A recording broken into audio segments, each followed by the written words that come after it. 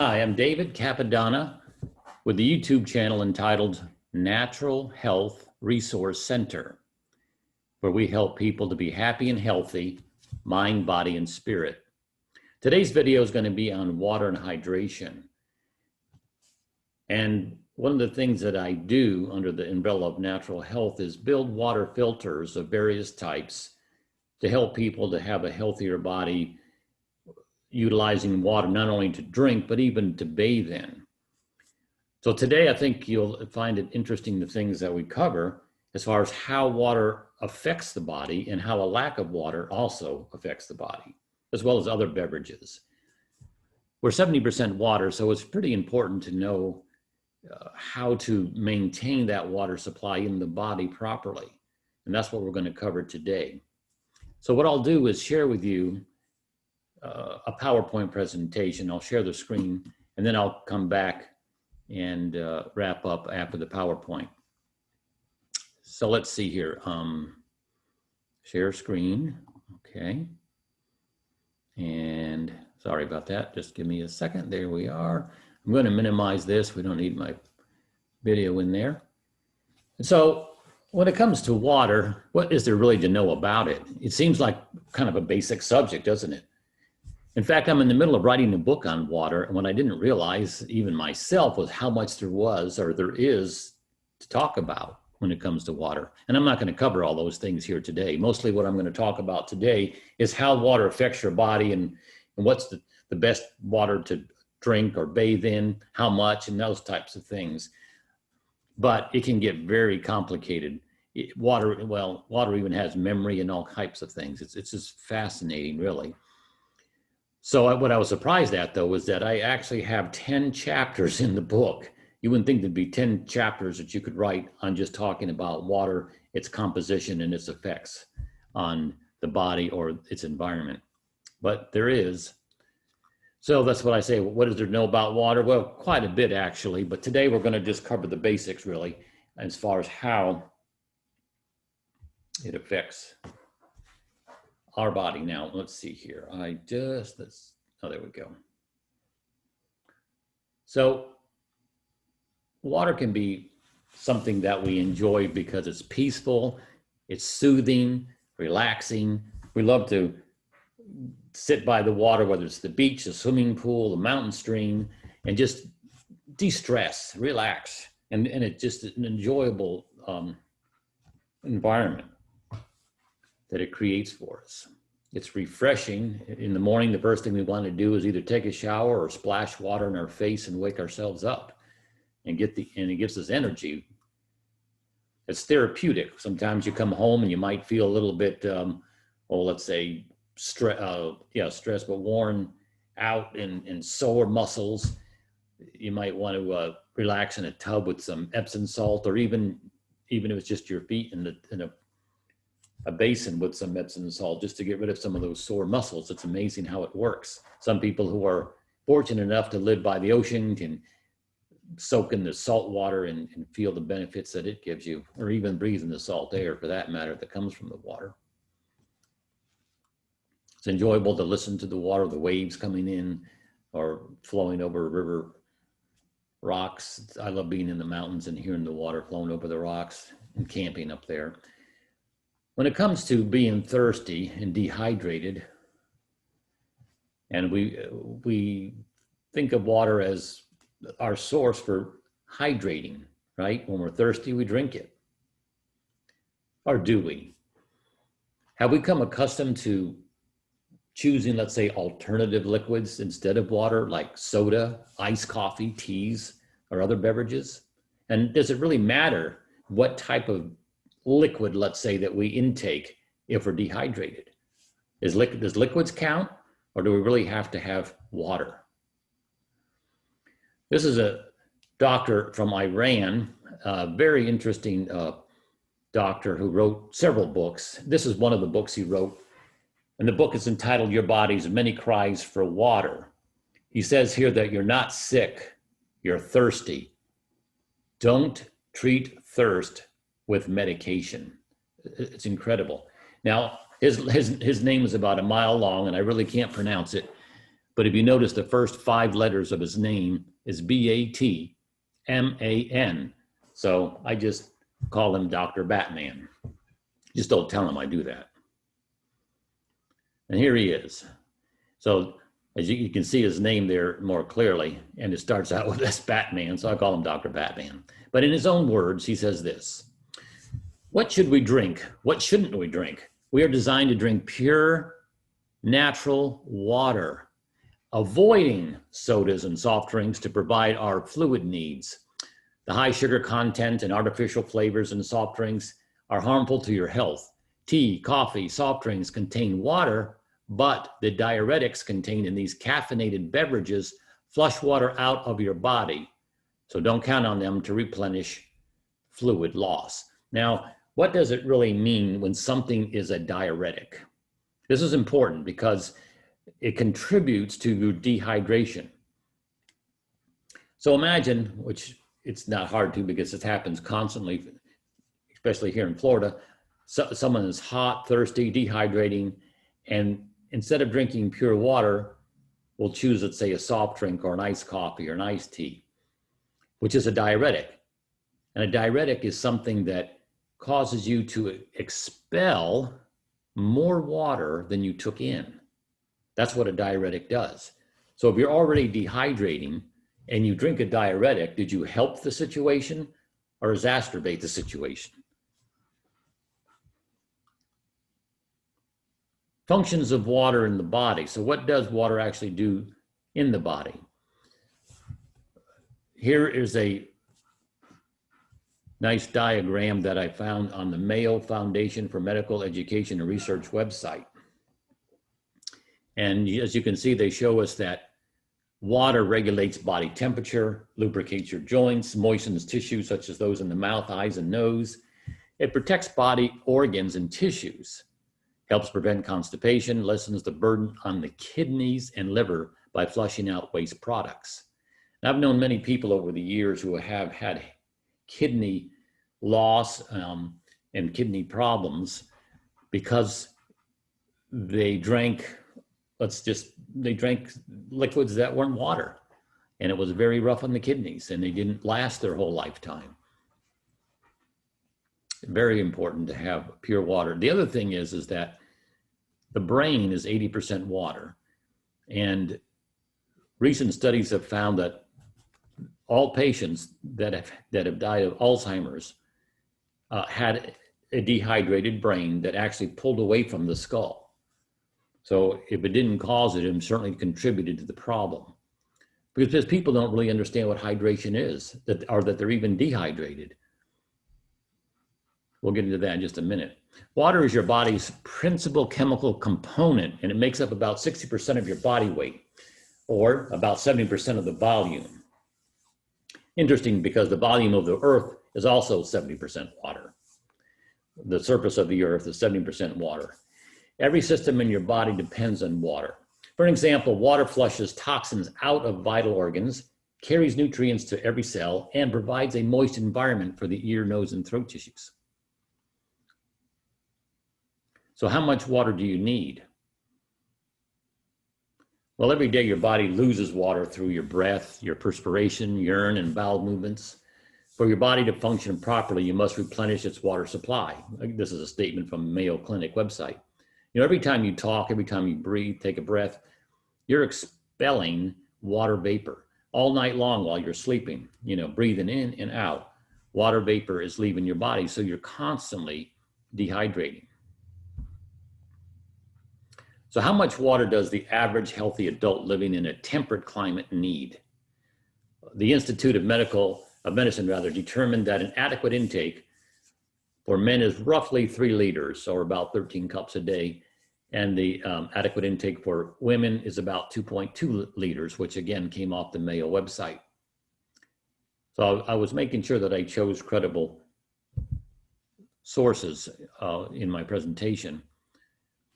Dr. Batman and most authorities agree that you should drink no less than 1/2 your body weight in ounces per day, and more if you perspire and work out and exercise. Because obviously there couldn't be a set amount of water for every person, no matter what your size. You know, you could be 4'10" or 6'6", you're not going to be drinking the same amount of water. So this is the rule of thumb, is you drink half of your body weight in ounces. And again, if you're perspiring, you have a day where you're losing more than normal water, you'd want to drink more than that. So here's an example of how that would work. A 150-pound person would have about 90 pounds of water at that 60% rate that the Mayo Clinic mentioned. So that would equate to about 11 gallons of water. So if that person drank half their body weight in ounces per day, that would be around 75 ounces. Or let's just say we'll round it off to 80 ounces per day. That would mean they should drink about 10 8-ounce glasses of water per day at a minimum. At this rate, they would be theoretically replenishing their 11-gallon water supply every 18 days. So what if that same person, let's say they only drank a glass or two of water per day, how many days would it take to renew the body with a fresh water supply? And remember, their body has about 11 gallons of water in it. So 1 or 2 glasses would only be about 1/2 to 1 pint of water per day. It would take 3 months at a pint per day to replenish your water supply with a fresh supply. I mean, how long do you want your water in your body not to be replenished with a fresh supply? If you had, let's say, a 10-gallon fish tank and you had fish in there and the water's nice and you put the fish in there and they're swimming around and doing well, but you don't replenish the water, you just let it keep sitting there and getting older and older, what would happen eventually to the fish? Well, they would start getting sick. You know, the water would be full of toxins. So just imagine that in your body. You know, do you want the same supply of water in there? Do you want to replenish it and flush the body constantly with getting toxins out and nutrients in and a clean supply of water? Lack of water can lead to dehydration, a condition that occurs when you don't have enough water in your body to carry out normal functions. Even mild dehydration can drain your body and make you tired. Mayo Clinic website said that as well. And I have noticed that in past years, that sometimes just drinking a glass of water would give me energy, because really I was feeling tired because I wasn't getting enough water to all of the organs and muscles and parts of my body. Again, with Dr. Batman's book, a book that's called Water Cures, Drugs Kill. And that's another book that he has. And he says how water cured incurable diseases. Again, he says, you are not sick, you are thirsty. And an excerpt from the book says that there is a medical breakthrough that is not reaching the public through our medical schools or health maintenance organizations. That chronic unintentional dehydration is the primary cause of pain and disease in the human body. I mean, that's quite a statement that he makes there. But again, we're not realizing how prevalent it is in society today to be walking around mildly dehydrated, and how so many people don't use water as a source of hydration, but just about everything except water. Nothing replaces water. When the gradually dehydrating body begins to malfunction and manifest its water shortage, we label these symptoms and signs of the body's regional and local drought as diseases and syndromes of unknown origin. So the body is going to have all types of symptoms that are a result of us really just not drinking enough water. And earlier we talked about how much you should drink. So you might think about that, imagine it in your mind, or recap, previous days here. How much water did you drink each day? How much water did you drink today? Is it close to what your body requires that we mentioned earlier, half your body weight in ounces? 22 years of full-time research has brought about the medical breakthrough that I am sharing with you. That's Dr. Batman saying that, not me. I would encourage you to go to his website, watercure.com, and read about his life story. It is just fascinating how he came to learn these things about water. I don't want to cover all that here because you can go there and see it for yourself, but I'll just give you just a little preview of it, that he was actually arrested in Iran lived there, but he was arrested for being a Christian, put in prison and on death row. And while he was in prison, he did this research on water, on the prisoners, his fellow prisoners, and learned so much about water. And then later he was released, without having to be executed. Sometimes what we do, I say this, that we sometimes put the cart before the horse when we start treating let's say our infirmities or problems or health conditions with natural remedies and expect them to do so much when we don't even give them the adequate delivery system to work their best.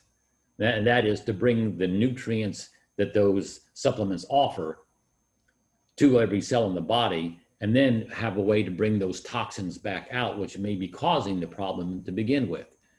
So if you don't have that delivery system, which would be water, the natural delivery system, and a second delivery system would be proper circulation, which I have a separate video on that. And that's what I focus on in my business, my natural health business, is circulation and hydration. To me, the two biggest and most important things in order to be healthy. Again, to get nutrients in, toxins out. So today we're talking about hydration. If you get a chance, watch my video on circulation. But for now, we're talking about hydration, and water will dissolve things. It will be a carrier, a delivery system to get these nutrients in and to flush the toxins out. We can't expect something in a pill form to do all the work for us. You got to give the body the other things and tools that it needs. And water is one of the primary things to do, to give it. Now, this shows you the percentage of water in different parts of the body. You see how the brain is 80% water? The bone obviously would have the least amount. It's the driest area, but still in the body, it is hydrated to a point. The kidneys, 82%. This is where a lot of times people end up seeing their mild dehydration, sometimes even more than that, because they're not drinking enough water, begin to affect their kidneys. Sometimes kidney stones, pain, or even the loss of kidney. So realizing that we need to drink a certain amount of water, make sure we have adequate supply of water. What kind of water should we drink? What is in the tap, for an example? Is that adequate water? Should we just get it from our faucet in the kitchen? I have a Reader's Digest here. Well, and if I think of it at the end of this, I'll show it to you, but I have a copy of a Reader's Digest, and on the cover, it says, "How safe is our water?" It can be full of chlorine. In fact, it has to have chlorine in it to be legal. It's a federal requirement. It could have trihalomethanes. It could have chloroforms, chloramines, cryptosporidium. You can look these things up later and see what they are, but they come from a mixture of mixing chlorine with the organic compounds that are there from its natural source, the water source, and then other cysts and viruses could be there, not to mention heavy metals and chemicals. There's over 200 different types of chemicals that could be added to your water supply by your municipality. They don't put that many different ones in at one time, but there's 200 different types of the chemicals. They could have a combination of any of them. And sometimes the chemicals they put in there is just to preserve the pipes so they don't rust, the pipes that bring the water to your home. Yeah, the other thing is that only 1% of the water that's being sent to you from your municipality is used for drinking. 99% of it is for bathing, flushing toilets, cleaning, and all that. So they're not going to spend the money on making, the other 99% of the water pure drinkable water. Although I feel like they should tell us that, look, we put these chemicals in there, you should have a filter at the other end, because we just can't afford to be making it, bottled water quality, so to speak. Because I say that because we're about to talk about bottled water. The only problem with bottled water is it's in the plastic. Once it's in the plastic for more than 3 or 4 days, it begins to build up oxidants, or you could call them free radicals, which comes from the bottle itself. Bottled water is unregulated, so that you're not really sure what's in it. Almost all bottled water is acidic. Now, one exception would be Fiji water. It is alkaline, but still has the plastic oxidants from the water, from the bottle. And I always recommend that if you're going to drink water from a bottle, because you're in a situation where you have to do that, I would recommend Fiji water, or certainly get spring water and not what's called purified water or filtered water, because that's just run through reverse osmosis and it can be acidic, which makes it aggressive to even dissolve more of the plastic from the bottle, and is not beneficial to your system either. It can be too acidic in the body. Now, chlorine is in our water supply, as I mentioned earlier. It has to be. So, consequently, a long, hot shower can be dangerous. By the way, I'm quoting something right now, not in my own words. This is, I'm quoting it from a publication that says, a long, hot shower can be dangerous. The toxic chemicals are inhaled in high concentrations. Now, this is something that was published back in 1987. This is how long they have known this. So why aren't they giving us some warning about it, or encouraging us to have some sort of filtration system at the end of the line, which would be our home? This was in a publication called Bottom Line, August 1987. And the contributor to the article was Jay Andelman, a doctor, a PhD. Studies have documented the presence in the drinking water of many potentially toxic, volatile, organic chemicals, from chloroform and pesticides to carbon tetrachloride. Such findings have spurred investigations into the inhalation hazards these compounds may pose when released in the air during a bath and shower. So what they're saying here is that, in fact, I've known many people who have had lung cancer who have never smoked. And they were just assuming that it was from secondhand smoke, but then after a while, it began to be realized it couldn't have been.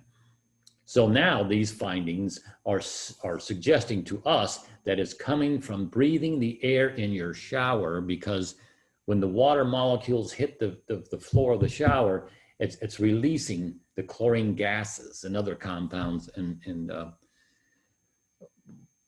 what would it say, vapors into, especially when it's hot water, then it's even worse. So during a bath or shower, you're breathing the chlorine gases. Ironically, even the chlorine widely used to disinfect water produces carcinogenic traces. Studies indicate the suspect chemicals can also be inhaled and absorbed through the skin during showering and bathing. And this is in a U.S. News and World Report article all the way back again in July of 1991, entitled, "Is Your Water Safe?" And we just go on and ignore this stuff and never do anything about it, as if, it'll just go away on its own.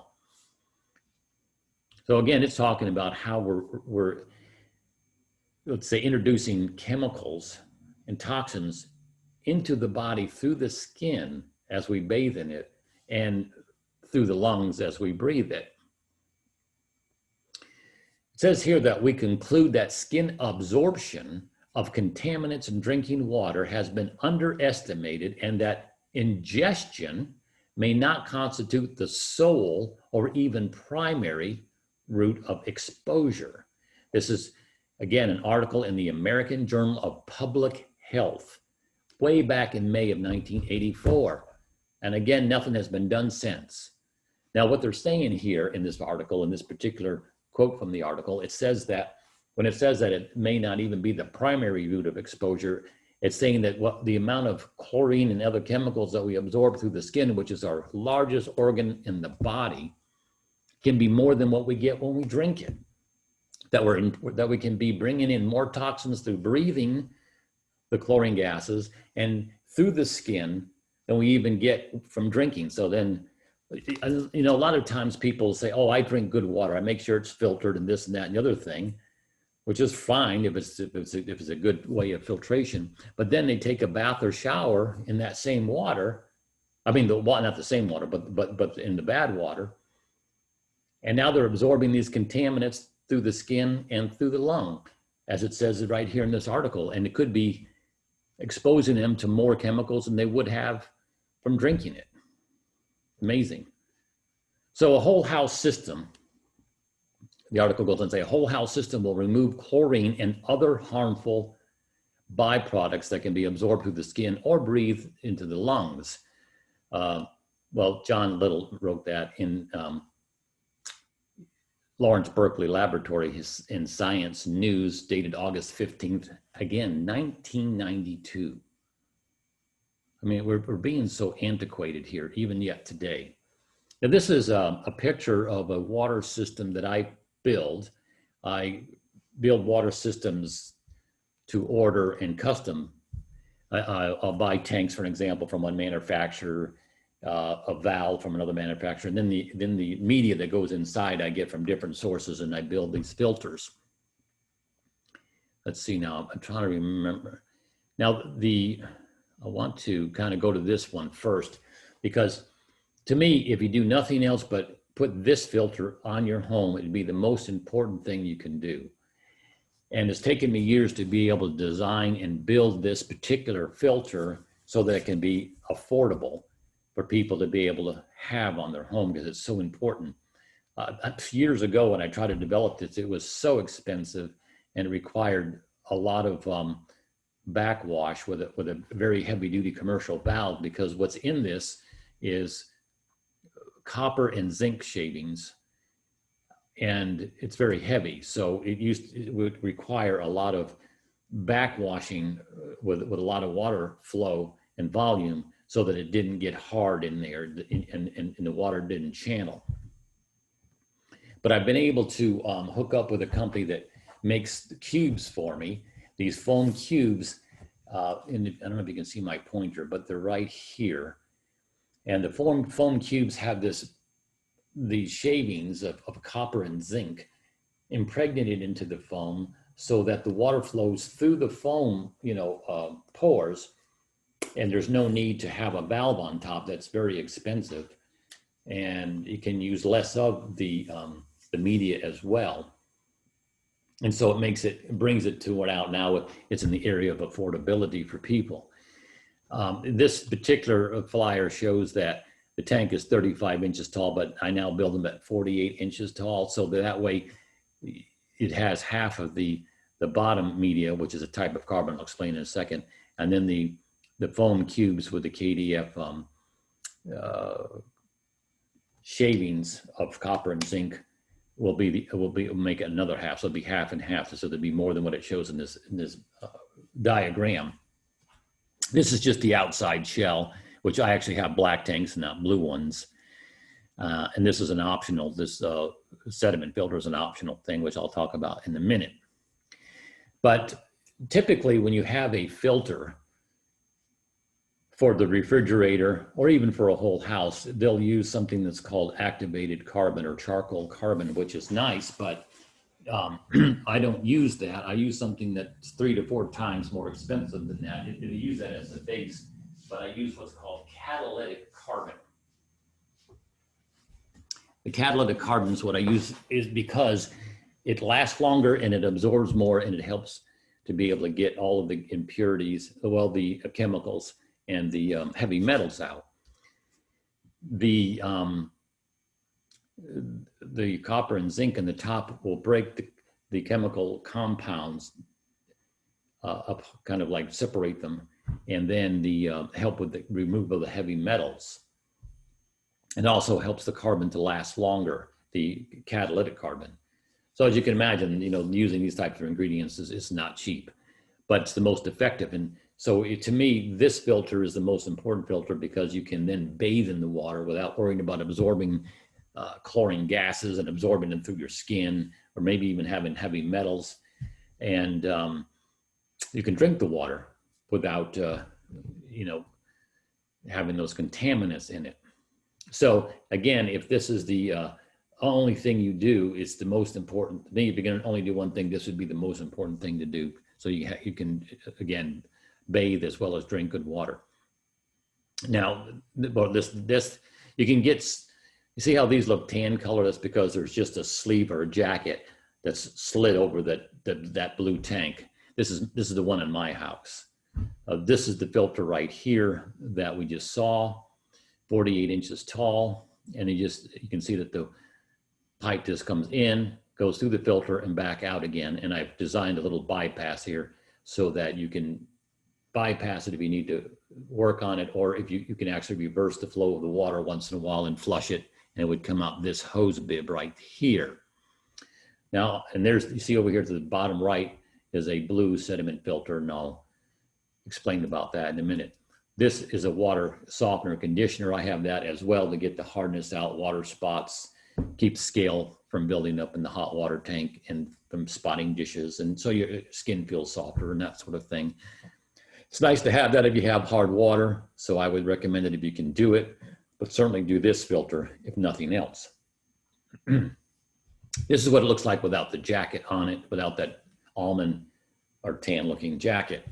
This is the filter in the middle right here that I showed you that removes the chlorine and chemicals and heavy metals. And depending on where you live and what the shipping is, or if you're local, I would, well, I'll just tell you, I sell these locally installed for $1,795. If you are not local and I can't install it for you, that you would have to do it yourself, we would have a video for you, or for you to install it, or if you have a plumber do it. So we have to ship it to you somewhere around the country.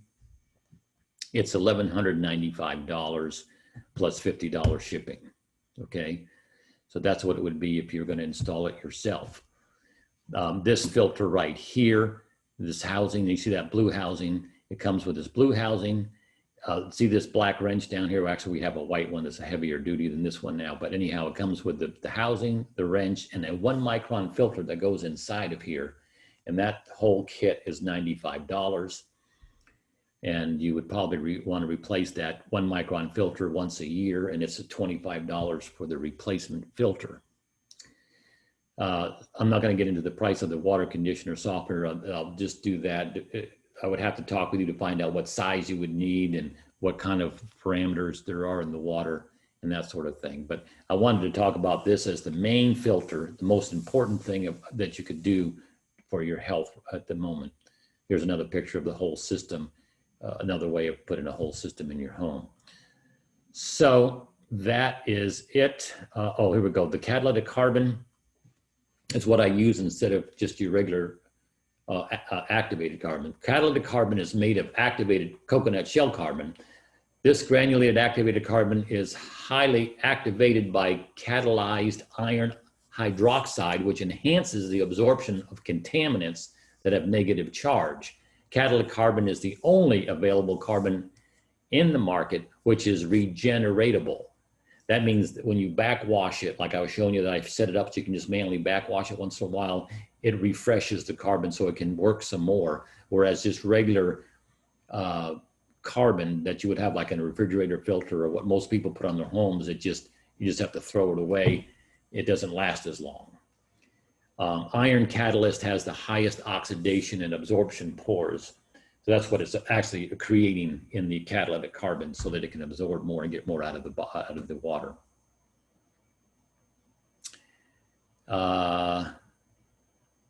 Okay, here's what I was saying before. The price to local Florida residents is $17.95 installed or purchased online, and we ship it and you install it. The internet price is $11.95. Shipping $55, and total is $12.50. I might have been off by $5 a minute ago. If you need financing, use credit cards, debit card, whatever, just talk to me about that and we'll figure out something. You know, it's important to me. It's like a mission for me to see to it that people can have this filter who want it. It's so important for our health and longevity. I was telling you about the 1 micron filter, that blue one with the wrench and all that. It's $95 for that, $10 to ship it. The almond colored tank jacket, if you wanted it to be almond instead of the black tank and you wanted to just slide it over the tank itself so it had that almond color to it, that sleeve is $35 plus an extra $10 to ship it. And again, if you want a water softener or conditioner, we'll just price it individually for you and you know, be accurate on something that would be custom made. So thanks a million for listening and for being a part of this video. We plan to have at least one video a week on some different subject. The other one that I have that I feel is very important is that on circulation. So be sure to view that video if it's up at the moment. And if you know of anybody, including yourself, who has something to offer to the community in the natural wellness field, let me know. And if it's something that I feel is worthwhile to put on a video, I'll be happy to have you on one of my video shows on Zoom or visit you if you're local. And be sure to, if you like the video, to like it. And if you haven't subscribed, we'd love to have you a subscriber. And the notification bell, of course, so that we can let you know when the next video comes up. Take care and good health to all of you.